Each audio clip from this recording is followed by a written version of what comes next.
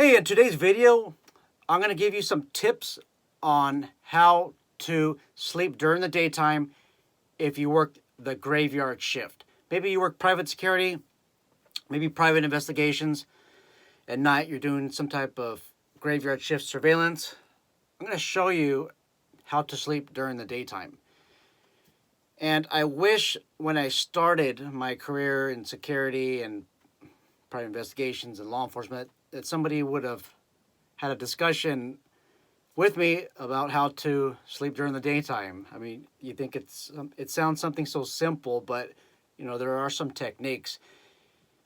I'm hoping that if you're assigned to maybe a graveyard shift, that this video helps you learn how to sleep during the daytime. Because most people, if you think about it, at nighttime they're sleeping because that's what the human body is designed to do, to sleep at night.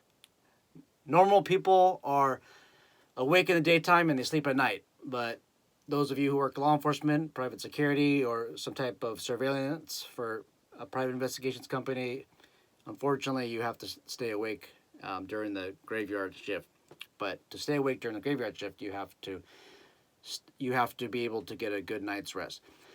So, first recommendation is to not sleep during graveyard shift. And I know there's a lot in management that are watching these videos because I help others pass their private patrol operator exam and private investigator exam for the state of California. So a lot of people that watch this video are either supervisors or management.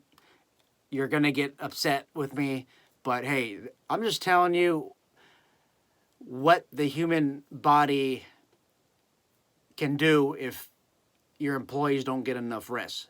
So anyhow, don't sleep during the graveyard shift. If you sleep the whole night or the majority of the shift or even an hour, that's going to mess up your sleep during the daytime. Avoid at all costs doing that. If you have to,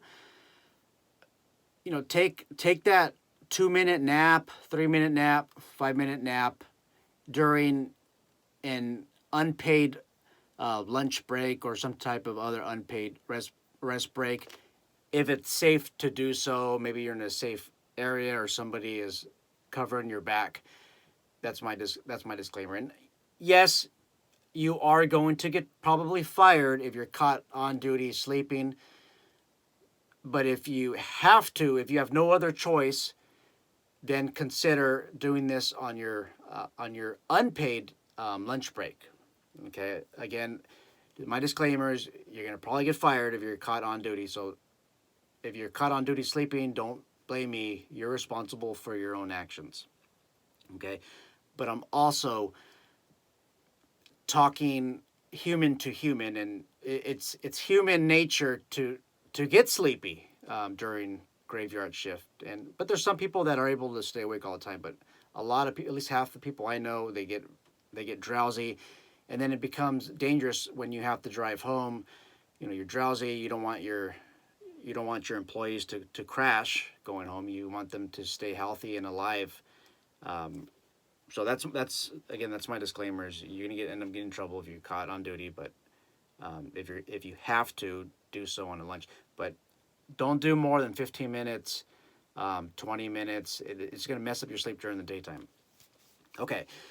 Second, there's something called melatonin, and this helps you sleep. Okay. Now, mind you, everything that I discussed today, this is just my unprofessional opinion. I am not a doctor. I'm not in any medical professional field. As a matter of fact, my disclaimer is if you take this melatonin, you're going to die. I guess that's the best disclaimer I can give you. I mean, to me, I've been taking this for years. For me, it's safe, but you might have some underlying health condition, and you might take this and you could die. So what I recommend you do is take this to a health professional. Now, you always want to follow directions on here. Take this to a health professional, preferably a doctor, and ask, hey, considering my health condition, is it safe to take this? Okay, so that's my disclaimer. So I take this, and I I'm able to sleep a lot better during the daytime. It's melatonin. Okay, it's kind of like a sleep aid. The other thing that I have taken in the past, it's called a Unison, Unison, or M.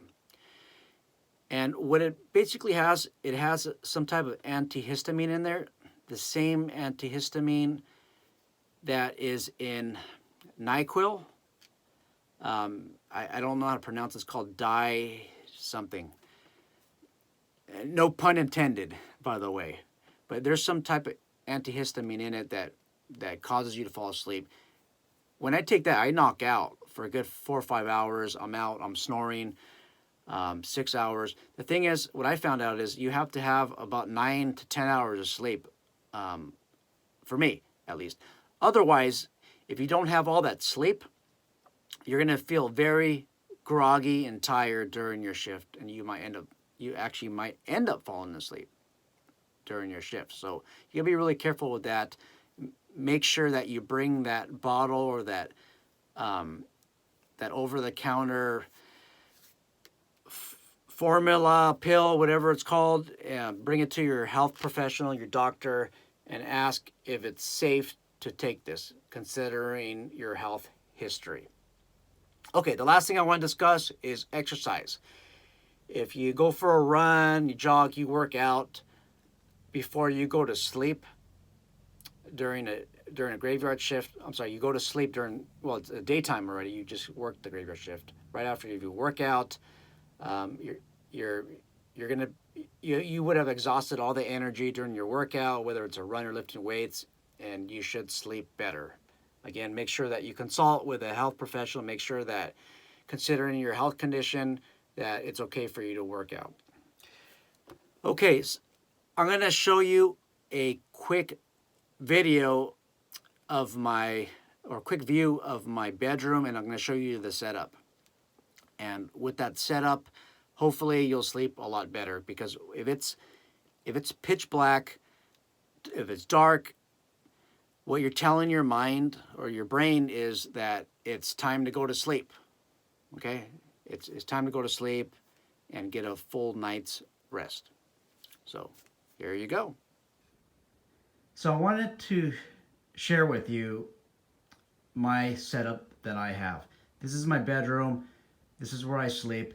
And typically in my neighborhood, if your bedroom has a west-facing window, you're going to get all the sun, especially at 3:25 p.m. You get all the sun, and you're not going to be able to sleep through the daytime. As you can see, it's pretty, I want to say, shielded from the light. I mean, it's not too dark, but it's dark enough to have sleep. And if you have too much light in your bedroom, you're not going to get any sleep. My recommendation is to shut all the doors, shut as much light out as you possibly can. And what I have here are blackout blinds. You could buy this really at any store. Target, Walmart has it, Bed Bath & Beyond. But right here I have, look at how bright it is. The light just pouring in. These are my shutters I have here. So I put the shutters down, and then these curtains, this is from a blackout curtain. I'm not sure that's the proper term, but there's some type of material in here that just blacks out all the sun. And then you just basically get some type of a curtain post, see that? Or pole. And you just set it up just like this, so that you can have minimal light transmission. I'm telling you, it's the light that just pours into your bedroom that just messes up your sleep during the daytime. Then you might be thinking, you know what, Sean, I don't have enough money to buy a $15 curtain rod and then these $20 to $40 blackout blinds. And that's okay. If you don't have the money, or you want to save some money, there is no shame at all in getting cardboard. Okay, just get cardboard pieces and tape it to your window. You know, that's another thing. you can use aluminum foil if you want. If you want to make your neighborhood look ugly, and even if you put cardboard, I mean, it still looks ugly, but you put newspaper, I mean, you can try that too to save some money. Again, your neighborhood's going to look ugly. If you have to, at least the cardboard, that probably looks a little bit more pleasant. But I don't want to impute my values to you. If you want to have your house look ugly, or your apartment, or wherever your living quarters are, by putting newspaper, hey, you know what? If you can get some sleep, there's no shame in that, I guess, right? Okay, so we're done today. Hopefully you guys learned how to get a better day's rest. Well, it's a night's rest, but you're sleeping during the daytime. Hopefully this video helps. Let me know what your suggestions are. Do you have any special techniques that you use? I'm really interested in figuring out whether you guys work the graveyard shift and what do you do to sleep during the daytime. Like always, be safe, take care, like, subscribe, and share this video to somebody who's sleepy during the graveyard shift. In another video, I'm going to show you how to stay awake during the graveyard shift. So just stand by for that.